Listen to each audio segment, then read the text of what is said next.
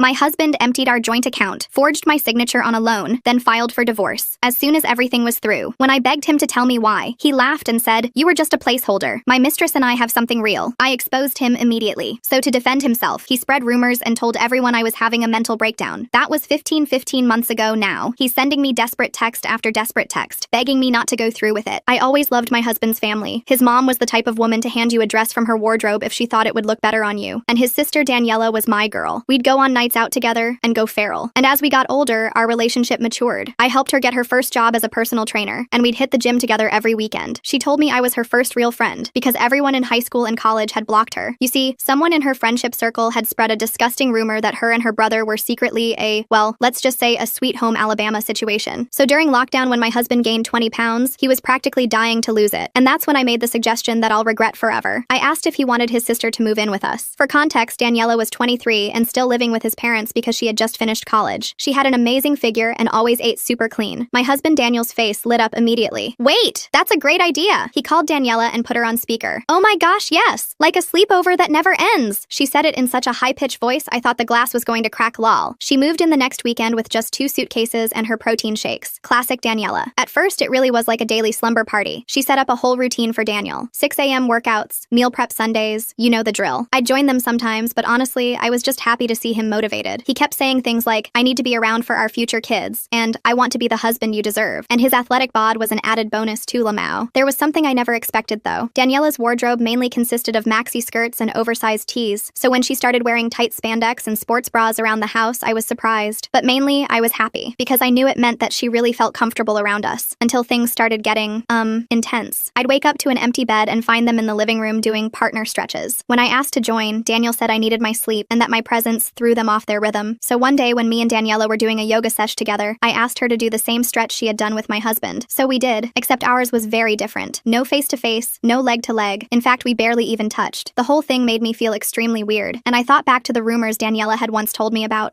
There's no way. I instantly shoved the thought out of my head and hated myself for entertaining it for even a second, but things only got worse. I'd walk into the kitchen after coming home and see Daniela feeding him every meal by hand. They'd sit facing each other while she slowly placed each bite in his mouth, maintaining eye contact the whole time. Their reasoning? Mindful eating requires total focus. Another time I walked into our bedroom and saw Daniela giving my husband a special recovery massage with essential oils. He was lying on my side of the bed, face down, with her straddling his back in the skimpiest gym clothing, all in the name of working on his pressure points. I was basically ready to call it quits by that moment. The relationship, the move-in, all of it. And a week later, I saw something that was so disgusting, I couldn't even lie to myself anymore. I woke up at 2 a.m. to strange noises. I stumbled over to the kitchen and found Daniela and Daniel making a midnight protein shake. Daniela was sitting on the counter in tiny shorts and a sports bra, legs wrapped around my husband's waist, feeding him the shake while he held her hips for balance. I finally snapped. "Daniel, what the F are you doing? That is your sister." He turned to face me, and his eyes were filled with anger. "Oh, so now I can't eat with my sister? Okay, let me just cut off my entire family then. Would that make you happy?" I froze. There was only one time I had been talked to like this before, and it was when I had caught my ex-boyfriend cheating. That's when I knew the rumors had spread for a reason. But I wasn't even angry at Daniela. I couldn't be. She was just a 23-year-old girl, barely getting her groundings in life. Meanwhile, my husband was a 35-year-old grown man. I spent the night in a hotel nearby, and the next morning I texted Daniela that I wasn't mad, but we needed to talk. I told her if she brought my husband, then I would call the police. To my surprise, she actually came alone, and as soon as the hotel room door closed, she broke down in tears. I'd never seen her like this. "I ruined everything," she whispered. I sat down next to her on the carpet. She looked up at me with swollen eyes. "I've been throwing up every morning. When I saw the 2 pink lines, I couldn't believe it." She then looked up at me, trying to gauge my reaction. 3 months. I'm 3 months pregnant. My jaw dropped. She gripped my hand like a lifeline. I couldn't process what she was saying. 3 months meant this started before she even moved in with us. My brain was doing the math while my body just sat there frozen. Daniela kept crying and saying she was sorry over and over. I pulled my hand away and stood up. I needed space to think. She begged me not to hate her. I told her I needed time and asked her to leave. She nodded and walked out, still sobbing. I sat in that hotel room for hours just staring at the wall. Everything made sense now. The weird stretches, the feeding, the massages. It wasn't about fitness at all. I grabbed my phone and texted Daniel that I wanted a divorce. No discussion, no counseling, just done. He responded within minutes saying I was overreacting and being dramatic. I didn't reply. The next morning, I went to our bank to check our accounts. The joint savings was empty. $20,000 gone. The teller showed me the withdrawal slip from yesterday. Daniel had taken everything, claiming it was for medical expenses. I felt sick. I asked for copies of everything and left. I drove to my parents' house and told them everything. My mom's face went white. My dad just shook his head. They didn't believe me at first. My dad said there must be some misunderstanding. My mom asked if I was sure about what I saw. I remembered we had security cameras in our house that backed up to to the cloud. I pulled out my phone and started scrolling through footage. I found clips of them in compromising positions. Nothing explicit, but enough to show this wasn't normal sibling behavior. My parents watched in horror. My mom started crying. My dad got angry and said he was going to have a talk with Daniel. I begged him not to. I needed to handle this the right way. I went back to the hotel and started getting texts from mutual friends. Daniela had posted on social media about how I was jealous of their close sibling bond. She said I was making up lies because I couldn't handle Daniel having a female friend, even though that friend was his sister. People were commenting, asking what was going on. Some were taking her side, saying I always seemed controlling. Daniel joined in, posting about how his wife was having a mental breakdown. He said he was worried about me and considering getting me help. He posted old photos of us looking happy with captions about hoping I'd get better soon. It was sick. Our friends started texting me asking if I was okay. Some offered support, but others seemed skeptical of my side. I decided to go back to our house to get some clothes and important documents. When I got there, the locks had been changed. I called a locksmith and showed him my ID with the address. He let me in. Inside, I found stacks of mail that had been hidden, bills, bank statements, and something that made my blood run cold. Divorce papers dated from 2 months ago. Daniel had already filed claiming I was unfaithful. There were fake text messages and emails included as evidence. I took photos of everything and grabbed what I could carry. As I was leaving, Daniela pulled up. She got out of her car and walked toward me. She said we needed to talk about the baby's future. I told her to stay away from me. She started crying again, saying she never meant for this to happen. I got in my car and drove away. I called my lawyer friend Michelle that night. She answered on the third ring, her voice thick with sleep until she heard the tremor in mine. She said I needed to document everything and start building a case immediately. She recommended a divorce attorney named Christopher, who specialized in complex situations involving family betrayal and financial fraud. I made an appointment for the next day, my hands shaking as I wrote down the address. That night, I couldn't sleep. I kept thinking about those 3 months, replaying every interaction in my mind like a detective reviewing evidence. How many times had they been together while I was at work? How many lies had I believed? I went through my phone looking at photos from the past few months, the blue light burning my tired eyes. There were signs everywhere I'd been too trusting to see. Daniel and Daniela sitting too close at family dinners, their thighs touching under the table, their hands brushing when they thought no one was looking, the way they'd exchanged glances that lasted a hit too long. How did I miss it all? The next morning, I met with Christopher in his downtown office. The building smelled like leather and old money. He looked at the evidence I'd gathered and whistled low, his expression growing more serious with each photo and screenshot. He said Daniel had been planning this for a while, probably months before Daniela even moved in. The fake divorce papers, the emptied accounts, it was all calculated with frightening precision. He told me we needed to act fast before Daniel could do more damage or hide more assets. We filed an emergency motion to freeze any remaining assets that afternoon. Christopher also suggested I check our credit cards and loans for any unusual activity. I pulled up our accounts on my phone with trembling fingers. My heart sank into my stomach. Daniel had taken out a second mortgage on our house using forged signatures. $40,000 borrowed against our home, the place where we'd planned to raise children. The papers were dated last month, right around when he'd started acting more affectionate than usual. I showed Christopher the loan documents, watching his jaw tighten. He said this was fraud, and we could fight it, but his tone suggested it wouldn't be easy. It would take time and money I didn't have. Meanwhile, I needed somewhere safe to stay. My parents' house was too obvious, the first place Daniel would look for me. Michelle offered her spare room without hesitation, and I accepted, grateful for her friendship. That afternoon, I got a call from my boss, Richard. He sounded uncomfortable, clearing his throat several times before speaking. He said Daniela had shown up at the office claiming she needed to discuss urgent family matters with me. She'd made a scene in the lobby when security wouldn't let her up, her voice echoing off the marble walls. She'd cried about being pregnant and needing her sister-in-law's support, clutching her still flat stomach dramatically. My boss asked if everything was okay, genuine concern in his voice. I gave him a brief explanation, and he said he'd alert security not to let her in again, adding that I should take whatever time I needed. But the damage was done. My coworkers were gossiping in hushed tones by the coffee machine. I heard whispers when I walked by, conversations stopping mid-sentence. Some people looked at me with pity, their eyes full of secondhand embarrassment. Others seemed to be judging me, as if I should have known better. I tried to focus on work, but it was impossible. Every notification on my phone made me jump, my heart racing until I saw it wasn't from Daniel or Daniela. That evening, Daniel's mom called. Her number flashed on my screen and I almost didn't answer, but something made me pick up. She sounded tired, older than her 60 years. She said she needed to see me urgently. I was suspicious, but agreed to meet her at a coffee shop downtown, choosing a table by the window where I could see her coming. When she arrived, she looked older somehow, new lines etched around her eyes. She sat down heavily and stared at her hands, twisting her wedding ring. She said she'd been cleaning out the garage and found some old boxes from when the kids were teenagers. Inside was Daniela's diary from high school, covered in faded stickers and doodles. She'd started reading it thinking it would be sweet memories of first crushes and friendship drama. Instead, she found entries that disturbed her deeply, coded language about their secret and no one understanding their bond, references to late-night visits and stolen moments. She pulled out the diary and handed it to me with shaking hands. I flipped through the pages, my stomach churning. The entries were vague but unsettling, written in Daniela's loopy teenage handwriting. She wrote about sneaking into Daniel's room at night when their parents were asleep, about how he was the only one who really knew her, who understood her completely, about how they had to be careful so no one would find out their special connection. My stomach turned as the implications became clear. This had been going on for years, maybe even decades. Daniel's mom started crying, tears streaming down her weathered cheeks. She said she'd confronted them separately yesterday. Daniela had broken broken down and admitted nothing, playing the victim as always. But Daniel had gotten defensive, his mask finally slipping. He'd started yelling about how she never understood him, how she'd always favored his younger brother, how Daniela was the only one who ever supported him unconditionally. In his anger, he'd said things that confirmed her worst fears. She'd recorded the conversation on her phone without him knowing, her hands shaking as she held it under the table. She played the recording for me. Daniel's voice was clear despite the slight static. He talked about how their connection was special, beyond what normal people could understand, how I could never understand what they had, how I was just a placeholder, how the baby would make their family complete, finally giving them the life they'd always dreamed of. It was all there, every sick detail, the admission we needed. I thanked her for coming forward, squeezing her hand across the table. It couldn't have been easy to face this truth about her children. She gripped my hand and apologized for raising such children, for not seeing the signs sooner. I told her it wasn't her fault, that predators were good at hiding. She said she'd testify if needed. She'd do whatever it took to make this right, to give me justice. I gave the recording to Christopher the next morning. He said it was exactly what we needed to strengthen our case. With this plus the diary and the security footage, we had a strong case that would be hard to refute. He filed additional motions and started preparing for mediation, warning me that things might get uglier before they got better. Meanwhile, Daniel escalated his campaign against me on social media. He posted more fabricated stories about my mental health, twisting real events to fit his narrative. He shared photos of happy times with captions about hoping his sick wife would get help and return to the loving family waiting for her. Friends kept reaching out asking what was really going on, confused by the conflicting stories. I wanted to defend myself, but Christopher said to stay quiet for now, to let Daniel hang himself with his own lies. Then things got scarier. I started getting texts from unknown numbers at all hours, threats about dropping the divorce, about what would happen to my reputation if I didn't back down, warnings that I'd regret destroying a happy family. One night I came back to Michelle's apartment after work and found my car tires slashed, all 4 of them, cut deep with something sharp. The security camera in the parking garage had conveniently malfunctioned that day, the footage mysteriously corrupted. I was scared but also angry, a cold fury settling in my chest. I bought my own cameras and set them up around Michelle's apartment with her permission. I varied my routine, taking different routes to work and leaving at different times. I kept pepper spray in my purse and my keys between my fingers. Michelle's boyfriend Jordan, a former Marine, started walking me to my car after work without being asked. A week later, the cameras paid off spectacularly. I caught Daniela on video slashing my tires again, her face twisted with rage. She was wearing a hoodie, but her face was clear when she looked up to check for witnesses. The timestamp showed 2:47 a.m. I called the police immediately and filed a report. They said they'd investigate, but without catching her in the act, it would be hard to prove intent. Christopher used the video to file a restraining order the next day. The judge granted it temporarily after reviewing the evidence. Daniela couldn't come within 500 feet of me, my home, or my workplace. Daniel was furious when he found out. He called from different numbers, leaving increasingly unhinged voicemails about how I was ruining his sister's life, how the stress was bad for the baby, how I'd regret this when I was old and alone. The mediation date arrived on a gray Thursday morning. I wore my best suit, the charcoal one that made me look serious and professional. I tried to look confident even though my stomach was in knots. Daniel showed up with Daniela despite the restraining order, her hand resting possessively on his arm. His lawyer argued she needed to be there because of the pregnancy, claiming she had a right to know how the proceedings would affect her child. The mediator allowed it, but made her sit in a separate room where she could listen, but not participate. Daniel started with his prepared sob story, his voice dripping with false sincerity. He claimed I was jealous and delusional, that I'd always been possessive and couldn't handle him being close to his family. He said I'd imagined the whole relationship because I was threatened by a strong sibling bond. He presented the fake evidence of my supposed cheating, photos clearly doctored but presented as fact. His lawyer was smooth, making me sound unstable and vindictive. But then Christopher presented our evidence methodically. The security footage, the diary entries, the recorded confession from Daniel's own mother. Daniel's lawyer objected repeatedly, but the mediator wanted to see everything. As each piece was revealed, Daniel's carefully constructed story fell apart like wet tissue paper. He started contradicting himself, mixing up dates and details, getting flustered and angry when challenged. His lawyer tried to redirect, but the damage was done. Then Christopher dropped the bomb about the fraud, the forged mortgage documents with my signature clearly faked, the emptied accounts with suspicious transfer patterns. He showed proof that Daniel had been moving money for months, setting up new accounts in just his name, planning his escape with Daniela while I slept beside him. The mediator's face grew stern as she reviewed the financial documents. During a break, I overheard Daniel and his lawyer arguing in harsh whispers. His lawyer wanted him to settle immediately. Daniel refused, his voice rising. He still thought he could win with charm and manipulation. He still thought his version of reality would prevail. But when we reconvened, his lawyer announced they were willing to negotiate, looking defeated. The negotiations were tense and dragged on for hours. Daniel tried to keep the house claiming he needed it for the baby, playing the devoted father card. Christopher shut that down fast with evidence of the fraud. We demanded the house, repayment of the stolen funds, and compensation for the fraud and emotional distress. Daniel's lawyer whispered urgently in his ear as his face grew redder. That's when my coworker Steven arrived as a witness. Christopher had asked him to testify about Daniela's harassment at my workplace. Steven described the scene she'd caused in vivid detail, how she'd screamed about family loyalty and betrayal, spittle flying from her mouth, how she'd tried to push past security guards twice her size, how security had to escort her out as she shouted threats. His testimony painted a picture of systematic harassment and intimidation. The mediator had seen enough. She strongly suggested Daniel accept our terms or face a very unfavorable court battle. His lawyer agreed, looking exhausted, but Daniel lost it completely. He started yelling about how this was his life too, his face purple with rage, how I was stealing everything from him out of spite, how Daniela needed him and their baby deserved better. The mediator threatened to end mediation and send us to court where things would be much worse for him. Finally, Daniel's lawyer got him under control with sharp words and a firm hand on his shoulder. They agreed to most of our terms through gritted teeth. I'd get the house and most of the money back through structured payments. Daniel would take responsibility for the fraudulent loan and pay it off himself. The divorce would be finalized quickly with no chance of appeal. But there was one condition that made my stomach turn. Daniela had to give a deposition admitting to everything. Daniela was brought in looking pale and drawn. She looked smaller somehow, her pregnancy just starting to show. Defeated, she sat down and started talking in a monotone voice. She admitted it all without emotion. The relationship that started in high school, the planning over months, the elaborate lies. She said Daniel had promised they'd be together once I was out of the picture, that they'd raise the baby as a proper family without the shame of their secret. Her voice was flat, emotionless, like she was reading a grocery list. When she finished, Daniel tried to reach for her across the table. Security stepped in quickly. He was escorted out screaming about love and destiny, about how no one understood their bond. Daniela just sat there staring at nothing, her hands folded over her stomach. Her lawyer led her away gently. The mediator scheduled our final hearing for 2 weeks later. I thought it was over, that the worst had passed. But Daniel wasn't done. That night, he showed up at Michelle's apartment building. He was hammered and pounding on the door so hard the walls shook, demanding to talk to me, saying he could explain everything if I just gave him 5 minutes. Michelle called the police while I hid in the bedroom closet, my heart hammering. They arrested him for violating the restraining order and public intoxication. While in custody, the police searched his car with probable cause. They found evidence that he'd been embezzling from his employer for over a year. Fake invoices, redirected payments, altered contracts, a whole sophisticated scheme to fund his new life with Daniela. His company pressed charges immediately when notified. Christopher said this would help our case even more, showing a pattern of deception and criminal behavior. The final hearing came 2 weeks later on a sunny morning that felt wrong for such a dark occasion. Daniel appeared in handcuffs and an orange jumpsuit, out on bail for the criminal charges. His lawyer presented the settlement agreement with obvious reluctance. The judge reviewed everything carefully, asking pointed questions. She asked if I was satisfied with the terms. I said yes in a clear voice. She granted the divorce and approved the settlement with a sharp bang of her gavel. Daniel was ordered to pay restitution for the fraud over 5 years. The house was transferred to my name immediately. The stolen funds would be returned through wage garnishment if necessary, though his job prospects looked dim. His parental rights to Daniela's baby were a separate issue for family court to decide, but our marriage was officially over, dissolved like it had never existed. Outside the courthouse, Daniel's mom hugged me tight. She said I'd always be family to her, the daughter she wished she'd had. She was getting therapy to deal with the reality of who her children were. She'd cut off financial support to both her children until they got serious psychological help. She looked broken, but determined to heal. Daniela had moved back with her parents temporarily, her apartment lease broken. Without Daniel's influence and manipulation, she seemed to realize what she'd done. Her social media went dark overnight. Friends said she was seeing a therapist twice a week. The pregnancy was progressing normally, but she hadn't decided what to do about the baby. Adoption was on the table. Daniel faced trial for embezzlement 6 months later. His lawyer negotiated a plea deal to avoid a longer sentence. 2 years in minimum security prison and full restitution to his company. His reputation in the tech world was destroyed completely. The tech world was small and word spread fast through LinkedIn and industry forums. No one would hire him again, not even for entry-level work. I started rebuilding my life one day at a time. The house felt empty at first, too many memories in every corner, but I made it mine slowly. I painted the walls colors Daniel had hated, warm yellows and soft blues. I got a dog named Reese from the shelter, a German Shepherd mix who barked at strangers and slept by my bed. I installed a better security system with cameras covering every angle. Slowly, I felt safe again in my own home. My real friends stood by me through everything. They admitted they'd always felt something was off about Daniel and Daniela's relationship, but had dismissed their concerns. The way they touched too much, stood too close, whispered too often, but they'd dismissed it as sibling closeness from a tight-knit family. Now they knew better. We formed a stronger bond through the ordeal, their support meaning everything. Work improved too once the gossip died down. My boss Richard was supportive, giving me flexibility when I needed it for legal appointments. My coworkers stopped gossiping after a firm word from HR. Steven became a good friend, checking in regularly and bringing coffee on tough days. I threw myself into projects and earned a promotion 6 months later. The raise helped me afford the mortgage on my own without stress. I started therapy to process everything that had happened, the betrayal that went so deep, the manipulation that had been so subtle, the fear that still crept up sometimes. My therapist helped me see the red flags I'd missed or explained away, how Daniel had isolated me slowly from college friends, how he'd used my trust against me like a weapon. It wasn't my fault, but I needed to heal and learn. 6 months later, I heard through the grapevine that Daniela had the baby, a girl she named Sarah. Daniel's parents were raising her mostly while Daniela struggled with postpartum depression. Daniela was working part-time at a gym and trying to finish her personal training certification online. She'd sent me a letter apologizing again, pages of rambling regret. I didn't respond, but I kept it in a box with other documents from that time. Daniel served his time quietly from what his mother told me. No visits from Daniela after the first month. His parents saw him once a month out of obligation, bringing commissary money and updates about the baby he'd never meet. He wrote me letters too, but I had them returned unopened. Christopher said he'd have to register as as a fraud convict when released, limiting his employment options forever. His life as he'd known it was effectively over. I met someone new at a friend's birthday party 8 months after the divorce. Nancy was kind and patient, with a warm laugh and gentle eyes. She understood my trust issues without judgment and didn't push for more than I could give. We took things slow as molasses, coffee dates that lasted hours, long walks with Reese who loved her immediately, cooking dinner together on weekends. Normal, healthy relationship stuff that felt foreign but good after years of manipulation. The divorce money came through gradually as Daniel worked prison jobs. I paid off the fraudulent loan and had enough left to feel secure for the first time in years. I started saving again in my own accounts, planning for a future that was mine alone to decide. No joint accounts this time, no blind trust in anyone else's financial decisions. Daniel's mom and I had lunch occasionally at the same coffee shop where she'd given me the diary. She updated me on the family with sad eyes. Daniela was trying to be a good mother but struggled with the reality of single parenthood. The baby was healthy and beautiful at least. Daniel would be released soon but had nowhere to go. His parents wouldn't let him come home ever. Daniela wanted nothing to do with him. The spell finally broken. I realized I'd won, but it didn't feel like victory, just survival. I'd kept my integrity and my assets through smart legal help. I'd exposed the truth and found justice in the system, but the scars remained, invisible but real. The knowledge that someone I'd loved completely had betrayed me so deeply, that his own sister had been part of it, had probably initiated it, that I'd shared my bed with a monster for years. Still, I was grateful for so much. For Christopher's legal expertise that saved my future, for Michelle's spare room when I needed safety, for Stephen's testimony that showed I wasn't crazy, for Daniel's mom's courage in facing the truth about her children, for all the people who'd helped me when I needed it most. They'd restored my faith in human decency when it was shattered. The house became a symbol of my recovery over time. Every mortgage payment was a step forward into my new life. Every improvement I made erased more of Daniel's presence from the space. The garage gym became my art studio where I learned to paint. The guest room where Daniela had stayed became my office for the consulting business I started. I reclaimed each space with intention and purpose. I learned to trust my instincts again through therapy and practice. Those moments of discomfort I'd dismissed were warnings my subconscious had tried to send. My body had known something was wrong before my mind accepted it. Now I listened to that inner voice without question. It had saved me once and would again if needed. Nancy and I grew closer over months of patient courtship. She met my parents and they loved her steady presence. She understood why I needed time, why certain things triggered me. She never pushed for more than I could give freely. When I was ready a year later, we made it official. A quiet relationship built on honesty and respect. The day Daniel got out of prison, I was nervous despite all my preparation, but he didn't contact me, honoring the permanent restraining order. His mom said he'd moved to another state for a warehouse job, some minimum wage position, and a studio apartment in a rough neighborhood. Daniela and the baby stayed here with his parents' support. They'd never be together again. The fantasy was over, reality too harsh to ignore. I sometimes wondered in quiet moments what would have happened if I hadn't suggested Daniela move in. Would they have found another way to be together? Was it always inevitable given their twisted history? But those thoughts led nowhere good. I'd made a reasonable suggestion based on the information I had. They'd made terrible choices that destroyed multiple lives. My life settled into a new normal that felt like peace. Work, relationship, friendships, therapy, dog walks, painting. The drama faded into memory like an old photograph. People stopped asking about it, moving on to new gossip. I became just another divorcee starting over in her 30s. It was exactly what I wanted, to be ordinary again, to be free from the weight of their secrets. The last time I saw Daniela was at a grocery store on a Tuesday afternoon. She was pushing a stroller with a toddler inside, looking tired and older. We made eye contact across the cereal aisle. She started to approach, but I shook my head firmly. She nodded and turned away without a word. Some bridges couldn't be rebuilt. Some betrayals couldn't be forgiven, not in this lifetime. But I'd survived it all against the odds. The lies that went so deep, the manipulation that was so calculated, the fear that felt suffocating, the legal battles that drained me. I'd come out stronger and wiser with scars that made me more careful, but not bitter. My life was simpler now, but fuller in ways that mattered, filled with people who actually cared about me without agenda, who showed love through respect and consistency, not control and deception. I was finally free to be myself, and that was everything. The next few months passed in a blur of normalcy that felt strange after all the chaos. I kept expecting something bad to happen, for Daniel to show up or Daniela to start harassing me again, but nothing came, just quiet days at work and peaceful evenings with Nancy. We'd started talking about moving in together, taking things slow but steady. Then one morning I got a call from Daniel's mom. Her voice was shaking. She said Daniela had disappeared with the baby 3 days ago, left a note saying she needed a fresh start somewhere nobody knew their story. She'd emptied her savings account and taken her car. The police said she hadn't committed any crime since she had custody. Daniel's parents were devastated, especially his mom who'd been basically raising little Sarah. I felt bad for them, but honestly, I was relieved. Having Daniela in the same city always made me nervous, even with the restraining order. Now she was someone else's problem in some other state. Daniel's mom asked if I'd heard anything and I said no. She cried a little before hanging up. I never heard from her again after that call. Work was going great though. My promotion came with a nice raise and more responsibility. I was managing a team now, something I'd always wanted. Stephen had become one of my best work friends. We'd grab lunch together and complain about difficult clients. He never brought up the whole mess with Daniel unless I did first. I appreciated that more than he knew. Nancy officially moved in 6 months later. We painted the master bedroom together, getting more paint on ourselves than the walls. Reese loved having another person to spoil him with treats and belly rubs. It felt right having her there, like the house was finally becoming a home again instead of just a place I slept. slept. I found out through social media that Daniel had gotten arrested again. Not for anything with me, thank God. He'd been caught stealing from his new employer, some construction company. Guess he hadn't learned his lesson the first time. Or maybe he just couldn't help himself. Either way, he was looking at more jail time. I blocked his profile after that. I didn't need updates on his downward spiral. My lawyer Christopher called one day with interesting news. He'd been contacted by a lawyer in Oregon representing Daniela. She wanted to formally give up any claim to money or property from Daniel in exchange for me dropping any potential civil suits. I hadn't even been thinking about suing her, but Christopher said to take the deal. Get everything in writing and close that chapter completely. So I did. The paperwork came through a month later. Daniela had signed away any rights to anything connected to Daniel or their shared past. In return, I agreed not to pursue any civil action against her for harassment or emotional distress. It felt like the final puzzle piece clicking into place. Legal closure to match the emotional closure I'd been working on in therapy. My therapist said I was making great progress. The nightmares had mostly stopped. I could talk about what happened without my chest getting tight. I'd even started joking about it sometimes, dark humor being my coping mechanism. Nancy would laugh and shake her head when I'd make cracks about my Sweet Home Alabama phase. It felt good to laugh about something that had once destroyed me. I ran into one of Daniel and Daniela's cousins at a coffee shop. She looked uncomfortable when she saw me, but I waved her over. We chatted awkwardly for a few minutes. She mentioned the family was pretty much in shambles. Nobody talked about Daniel or Daniela anymore. They'd become the relatives nobody mentioned at holidays. Their parents had moved to a smaller house, downsizing after everything. I wished her well and we parted ways. Nancy and I got engaged on a random Thursday. No big production, just her asking over breakfast if I wanted to make it official. I said yes through a mouthful of scrambled eggs. Very romantic, I know. We both laughed about it. Neither of us wanted a big wedding after everything I'd been through. Just something small with close friends and family who'd stood by us. The wedding planning was refreshingly drama-free. My parents were thrilled. Nancy's family welcomed me with open arms. We found a small venue by the lake and kept the guest list under 30 people. No distant relatives or obligatory invites. Just the people who really mattered to us. Michelle was my maid of honor, obviously. She'd earned that spot by being there when I needed her most. I got a weird email one day from an address I didn't recognize. The subject line just said, "Please read." It was from Daniela. She said she was living in Maine now, working at a daycare. She'd met someone who didn't know about her past. She was trying to be a good mom to Sarah. She said she was sorry again and hoped I was happy. I deleted it without responding. Some doors needed to stay closed. The wedding day was perfect in its simplicity. Nancy looked beautiful in her simple white dress. I wore a suit that made me feel like myself. Reese was our ring bearer, though he tried to eat the pillow halfway down the aisle. Everyone laughed. It was exactly the kind of moment we wanted. Real and imperfect and full of joy. My dad walked me down the aisle with tears in his eyes. He whispered that he was proud of how strong I'd become. That meant everything to me. The ceremony was short and sweet. We wrote our own vows, promising to be honest and kind and patient with each other, to build something real together. When we kissed, everyone cheered so loud it scared some birds from the trees. The reception was basically a big barbecue by the lake. Good food, better company, and dancing until the sun went down. Stephen gave a speech about how he'd watched me rebuild my life with grace. Michelle told embarrassing stories about our college days. Nancy's sister welcomed me to the family with a toast that made everyone cry happy tears. It was everything a wedding should be. We went to Costa Rica for our honeymoon, 2 weeks of beaches and rainforests and no cell service. It was the first time I'd felt truly disconnected from everything since the divorce. We ziplined through the canopy and saw monkeys and ate too much fresh fruit. I didn't think about Daniel or Daniela once. They'd become footnotes in my story instead of main characters. When we got back, there was a letter from Daniel's mom in our mailbox. She'd sent a wedding gift even though she wasn't invited. A beautiful crystal vase with a note saying she was happy I'd found peace. She included a photo of Sarah, who looked just like Daniela at that age. I kept the vase but threw away the photo. Some connections were better left in the past. Life settled into a new routine. Work, home, dog walks, dinner with Nancy, weekend trips to farmers markets. Boring stuff that felt like luxury after years of drama. We started talking about kids maybe, fostering or adopting. Building a family the right way, with intention and love and stability. Reese would be a great big brother. I heard Daniel got out of jail again and immediately left the state. His parole officer told Christopher he'd moved to Florida for some under-the-table construction work. As long as he stayed away from me, I didn't care where he went. The restraining order was permanent and nationwide. One violation and he'd be back in jail for a long time. My business grew enough that I could hire an assistant, a young woman named Kayla who reminded me of myself at that age, eager and smart and a little naive. I found myself mentoring her, teaching her about more than just work, about trusting her instincts and setting boundaries and not accepting less than she deserved. She absorbed it all like a sponge. Nancy and I bought a bigger house in a better neighborhood. The old house sold quickly to a young couple just starting out. I hoped they'd be happier there than I'd been. We moved on a Saturday with help from friends, Reese supervising from his dog bed. The new place had a huge backyard and an extra bedroom for the kids we were planning to foster. I ran into an old mutual friend at the grocery store. She said she'd heard Daniel was in rehab now, drinking problem apparently, and Daniela had gotten married to some guy she met online, moved to his ranch in Montana or something. I nodded politely but didn't ask for details. Their lives weren't my concern anymore, hadn't been for years. The fostering process took months, but we were approved eventually. Our first placement was a teenage boy named Jordan who'd been through multiple homes. He was angry and scared and reminded me of myself after the divorce. We gave him space and consistency, and slowly he started to trust us. When he called me mom for the first time, I cried in the bathroom for 10 minutes. Work continued to go well. I got another promotion and was now running an entire department. Stephen had moved to a different company, but we still met for lunch monthly. He'd gotten engaged to a sweet guy named Ronald who made him stupidly happy. I was invited to their wedding, of course. It was nice seeing love work out for other people too. Daniel's dad died suddenly of a heart attack. His mom called to tell me, not asking me to come to the funeral, but just wanting me to know. I sent flowers, but didn't attend. She said Daniel had shown up hammered and made a scene, had to be escorted out by his brother. Daniela didn't come at all, too far away or too ashamed. Their family was broken beyond repair. Jordan officially became ours after a year. The adoption ceremony was small but meaningful. He'd grown so much, from an angry kid to a thoughtful young man. He was applying to colleges now, wanting to be a social worker to help kids like him. Nancy and I were so proud we could barely contain it. This was the family we were meant to have. I got one last email from Daniela on what would have been my anniversary with Daniel. She was getting divorced. Her husband had found out about her past. She wanted to know if I'd forgive her, if we could start over as friends. I stared at the email for a long time before deleting it. Some people you forgave from a distance. Some relationships couldn't be salvaged no matter how much time passed. The truth was, I had forgiven her in my own way. Not for her sake, but for mine. Carrying that anger was too heavy. But forgiveness didn't mean forgetting or letting someone back in your life. It just meant releasing the hold they had on your emotions. She was a stranger to me now, someone I used to know in a different life. Nancy and I celebrated our 5th anniversary with a trip to Italy. We ate too much pasta and drank wine in tiny cafes and held hands while walking through ancient streets. I thought about how different this marriage was from my first, built on truth and respect instead of lies and manipulation. We were partners in the real sense, supporting each other through everything. Jordan graduated high school with honors. We threw him a big party in the backyard, all his friends and our family celebrating together. He was headed to state college in the fall on a partial scholarship. During his speech, he thanked us for showing him what a real family looked like. Nancy and I held hands under the table, both trying not to cry. I never heard from Daniel again after his dad's funeral. Sometimes I wondered if he was even still alive, but I never Googled him. That chapter was closed and sealed. I had everything I needed now. A loving wife, an amazing son, a successful career, true friends, and peace of mind. The life I'd rebuilt from the ashes was so much better than what I'd lost. Looking at my life now, you'd never know about the drama from a decade ago. Just a normal suburban family living their lives. Jordan off at college, Nancy and I planning our next foster placement, Reese getting gray around his muzzle but still eager for walks. Boring, beautiful normalcy that I'd fought so hard to achieve.